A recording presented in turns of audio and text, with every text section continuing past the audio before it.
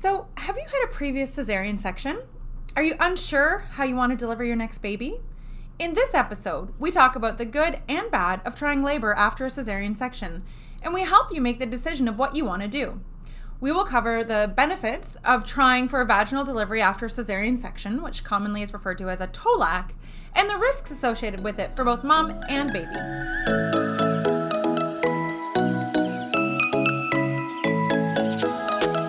Welcome to the She Found Health podcast. We are Doctors Sarah and Alicia.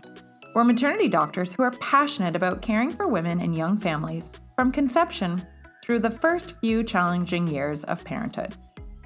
We have 5 kiddos between the two of us, so we get it. We've been there, and we made it through to the other side, and now we want to support you through your journey.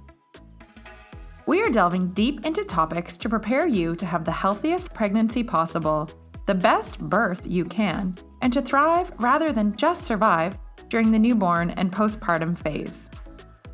We want to remind you that the information that we share is meant for general medical information only. The content of this podcast is not intended to be a substitute for professional medical advice, diagnosis, or treatment. The information we share may not apply to every situation. If you have questions, or if you've received different advice, please contact your healthcare provider. Always seek the advice of your physician or other qualified health provider with any questions you may have regarding a medical condition. So, whether to have a TOLAC to try for a VBAC, a trial of labor after cesarean, to try for a vaginal birth after cesarean, is a really important conversation to have with your care provider. We have this conversation all the time with our patients, and it's very much an individual conversation. It depends on your family situation, it depends on what your hopes and dreams are, and it depends on what actually happened in your previous delivery that led to a cesarean section. So we're going to go over the generalities of it, but we really think it's important to have an individual discussion with your care provider. So, why try for a VBAC, vaginal birth after cesarean? Well, everyone has different reasons for wanting to try for a successful VBAC, and these are sort of the most common ones. They're planning on having multiple pregnancies, so it's easier to have multiple vaginal deliveries than it is to have multiple cesarean sections. They really want to have a vaginal delivery, or they're just generally trying to avoid having another surgery. So let's talk a little bit about each of these more.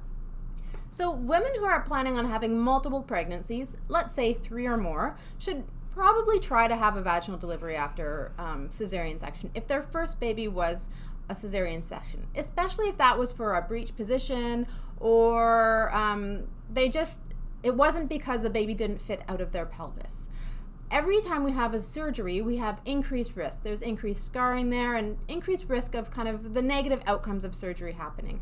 And so if we're able to have a successful vaginal delivery after a cesarean section, then that means subsequent deliveries will most likely be vaginal as well, which tends to be over the long term lower risk. Now, if you're going to have 1 or 2 babies, it's not a big deal. Having a second cesarean section is relatively low risk in the grand scheme of things. So certainly having 2 babies is not a reason to try for a VBAC unless you really want to try for vaginal delivery. So, wanting to try for a vaginal delivery, some women have a desire for vaginal delivery and others do not. This is very individual, and there's not necessarily any rhyme or reason to either one of these desires. Or sometimes there are very good reasons. So what we do as care providers is we have that discussion and support the women in their choices. We want to make sure they're well informed of the risks and benefits of each choice, and we want to help support their wishes in a safe environment.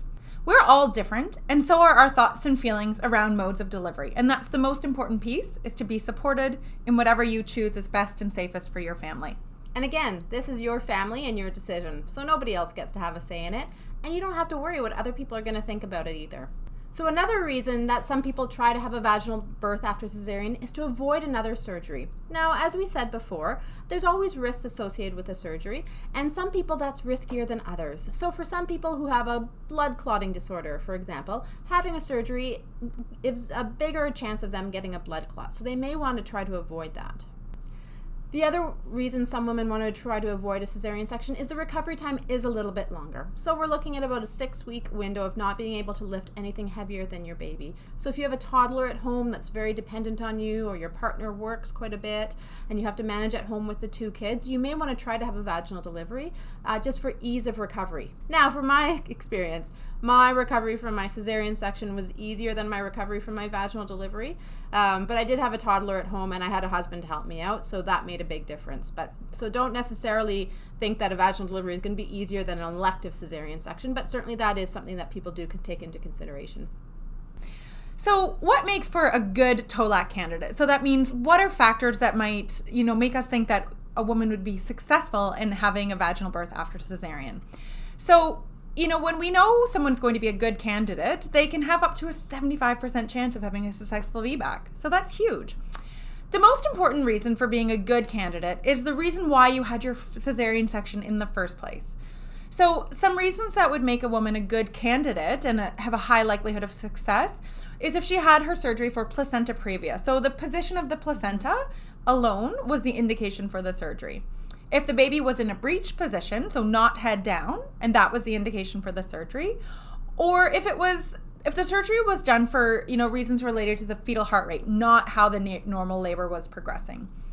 If the baby was in a bad position, so labor was progressing well, but baby was looking up instead of looking down or in another abnormal position, then that could increase your chance for success. Or if you had a really large baby in your first pregnancy, but this baby is actually looking like it's not going to be nearly as big. Another reason is if you actually go into labor on your own during your TOLAC, your likelihood of success is increased. Now, there's also reasons that you would not necessarily be a great candidate for a trial of labor after cesarean section.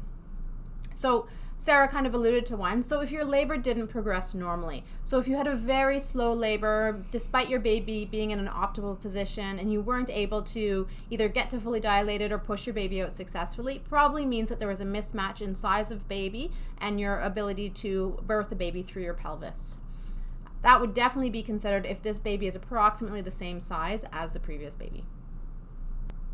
Another reason is if you've had previous surgery on your uterus. So surgery for fibroids or anything that they go through your uterus. It's actually really dangerous for you to labor.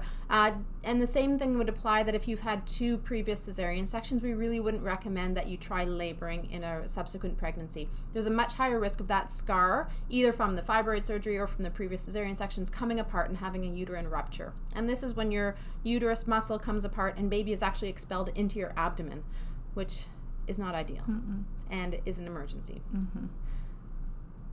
Another type of surgery that would not be a candidate is if you were told you had a classical cesarean section. So a C-section is usually the incision on the outside looks like a bikini line incision, and the incision on the inside is the same. If you've had a classical cesarean section, which is typically done when your baby's born quite early, the incision goes up and down on your uterus, and that is an absolute contraindication to having a vaginal delivery. I.e., please don't do it. Yeah.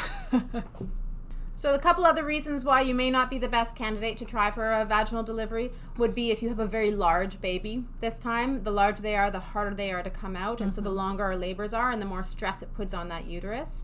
Also, if you are quite obese, if you're carrying a lot of extra weight, you're less likely to succeed in having a vaginal delivery. And if we need to do an emergency cesarean section, it's a much higher risk surgery than if you were of a normal body mass index or a normal weight.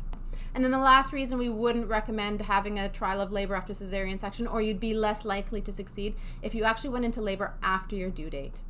So we'd like to hear from you. Why do you think it would be a good idea to have a VBAC or a bad idea to have a VBAC? If you have an opinion on this, then just please link it in the comments below. We'd love to hear your thoughts on this. So something we both feel that is really important for women to know is what are the risks associated with a trial of labor after cesarean. It's really important to be aware of any risks associated with decisions that we make, and mode of delivery is no different. So the most common risks are what Alicia already talked about, uterine rupture. That means the scar actually opens up and the baby gets expelled or passes out into the abdomen, which is not ideal because it really impacts the blood flow to the baby. Another risk is requiring an emergency cesarean section. So if you decide you don't want to have a TOLAC, you'll have a planned elective cesarean section, which means It's smooth, you go in, there's no rushing about. If you're trying to labor and it's not going successfully, then you go for another emergency cesarean section, which is often the reason you may have had your first cesarean section, and that can be scary for some women to go through that process again. There's an increased risk of infection or bleeding associated with trial of labor after cesarean section, and there can also be complications associated with the baby from a cesarean section. So we went through a few of these, but we'll go through them in a little bit more detail now. So uterine rupture. So again, we've described that quite well, I think. So the risk of having that happen after one cesarean section is about 1 in 200 women. So about every 200 women who labor with a previous single scar on their uterus, about 1 of those will have a uterine rupture. Now, each time you have a cesarean section, or if you have more significant surgery on your uterus, that risk increases. And our job in obstetrics is to decrease risk to you and decrease risk to your baby, so both of you can come out healthy and happy and safe. So once we get over about a 1 in 200 or 1 in 100 risk, it's really frightening for us as care providers, and should be for you as well, to put that risk on you and your baby. The other thing to remind us about is, because that risk is present, even if it doesn't sound very high, it's really important that we don't labor at home. If you are trying for a labor after cesarean section and you've had a good informed discussion with your care provider, that's wonderful. But we really need to be cautious and keep a very close eye on you and your baby. And so laboring at home is generally not advised. And we ask you to come into hospital earlier than you would otherwise, so we can have a good listen and make sure that you and your baby are safe throughout that process. The other reason we want you to be in hospital is if that rare but significant complication does occur, we can get you to the operating room within 10 minutes and hopefully save your baby's life. If you're at home and it takes you 20 or 30 minutes, even if you're brought in by ambulance, there's a good chance that your baby wouldn't survive that happening, which is why we take this small but significant risk very seriously. We also talked about requiring an emergency cesarean section. So this is a known risk. And the reason why we mention it is that recovering from an emergency repeat cesarean section is more challenging than an elective or a cesarean section that you've taken by choice. So depending on your chance of having a successful VBAC, you may not deem it worth it. If you've got toddlers at home, if you've got other reasons that you're not really looking forward to another complicated or prolonged recovery, then a VBAC or a TOLAC might not be for you. Also, an emergency cesarean section has slightly higher risk involved to it than an elective cesarean section. At an elective cesarean section, we can take our time, we can get through the scar tissue and all the layers very carefully, make sure there's no organs in the way, make sure we're not damaging anything we shouldn't be damaging. But if we're in a true emergency and we're trying to save you or your baby, we have to do things much more quickly. So there's a higher risk of having those complications that we know of with any surgery. So some of those complications that we know are associated with surgery are infection and bleeding. But actually those are higher with a VBAC as well, successful VBAC. So there's a higher risk that you are going to have a postpartum hemorrhage and that you're going to have a postpartum infection. Also, if you have an emergency surgery, that's also a higher risk for both of those things as well. We also mentioned possible complications with baby. So this is probably the biggest question we get from women is, what about the baby? Which is the safest option? And while the risks are really low for both VBAC and elective repeat cesarean section, but probably slightly lower of having significant issues as a result of birth in the planned cesarean section, and slightly lower in terms of breathing issues that may require a longer stay for VBAC. Mm-hmm. So if you have a successful VBAC, that's probably the safest for you and your baby, but we don't know that going in, and that's part of the problem. An elective planned cesarean section is safer than an emergency cesarean section, and so it's all about what your hopes and dreams are. And what I often say to women is, if you had to look back on this day or this decision 5 years from now, would you still make the same decision knowing what you know now? And for some women, a trial of labor is the decision that they would make again. For some, it's an elective cesarean section. And for others, we just wait and see. And you know what? There's no right or wrong answer, and you can change your mind throughout. So a lot of women that we counsel will actually choose to have a booked cesarean section at, say, 40 weeks. And if they go into labor before that, they'll try for a VBAC. But if they don't, then they have their elective cesarean section. And that's a totally fine plan as well, as long as you had that discussion and know the risks and benefits going into that. That's often what I counsel my patients about as well. And another thing that we'll say is that you have a bit more control when you're doing a TOLAC in terms of when you want to pull the chute. So if things aren't progressing, we don't have to wait until it's a true emergency situation. You can have been trying, you've got prodromal labor, things aren't progressing as you thought they would. We can just plan and stop and have a cesarean section then. We don't have to wait until things, really get scary or the baby showing signs of distress. So there's a lot of control that you have in this setting. Yeah. So there you have it. That is hopefully a good basis for a discussion with your care provider of what your choices are and what you might decide to do. We'll link to a couple of great resources below. One of them is called the Power to Push campaign out of BC Women's Hospital. If you enjoyed listening, please head over to iTunes, subscribe so you don't miss any new episodes, and please leave us a review. If you found this helpful, take a screenshot and share on social to help other mamas access this information. Check out our website at www.shefoundhealth.ca and join our community. We send out weekly emails and release new content focused on this incredible time in your lives. We'll also be sharing exclusive offers, so be sure not to miss out.